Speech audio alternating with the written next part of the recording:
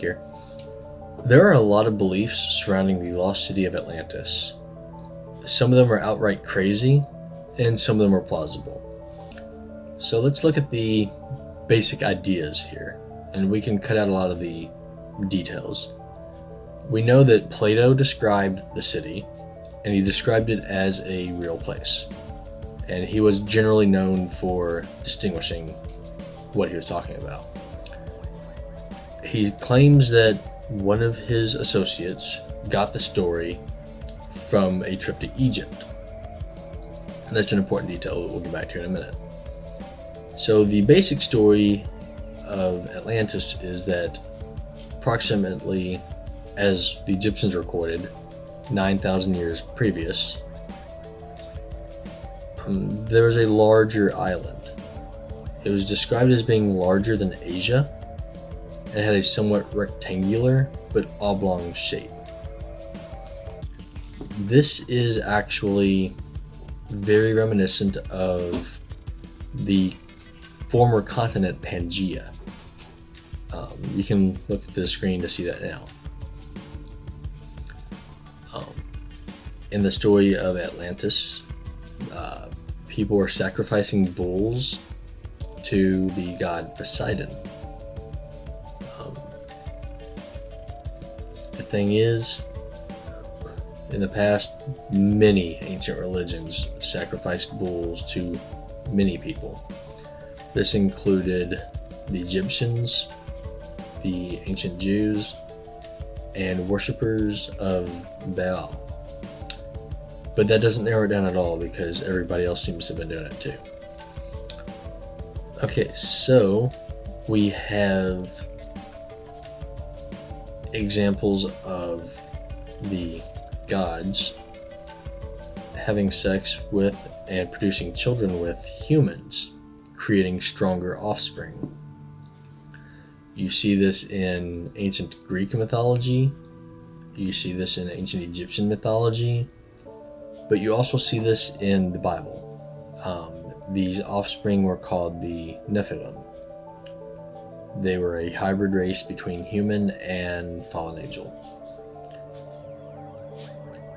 Okay, so in the story of Atlantis, God is angered. He destroys the land via water.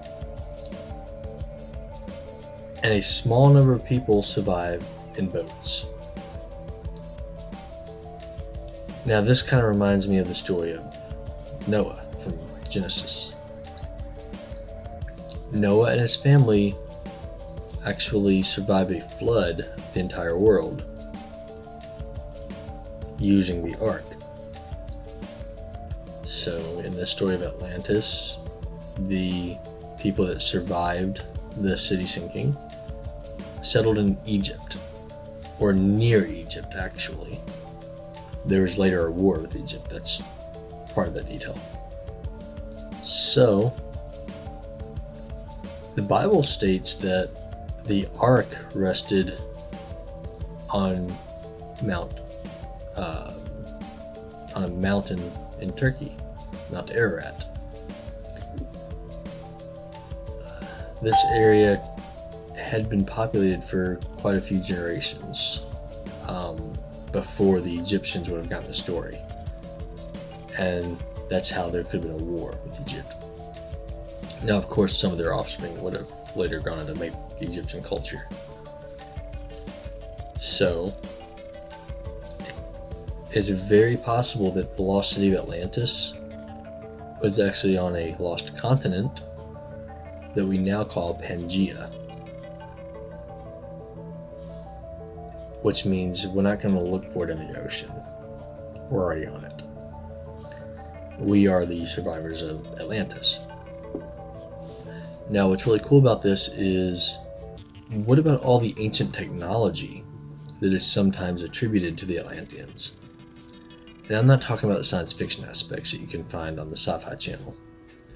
I'm talking about the ancient mercury vapor lamps, the ancient battery technology, the great depictions of ancient nuclear bombs, which actually have evidence still detectable today in higher than average background radiation and vitrified sand. And there are actually descriptions of flying metal cities above the clouds. And these are all documented in various cultures. Then there are the interconnected black mirrors, which you could gaze into once you energize them with a type of power. And by looking into these, you could glean the sum of all human knowledge, or even communicate with other people in faraway lands. You'll learn more about this in another one of my videos on ancient technology. But that's really all I've got. Thank you and have a nice day. Don't forget to like, share, and subscribe, and click the bell.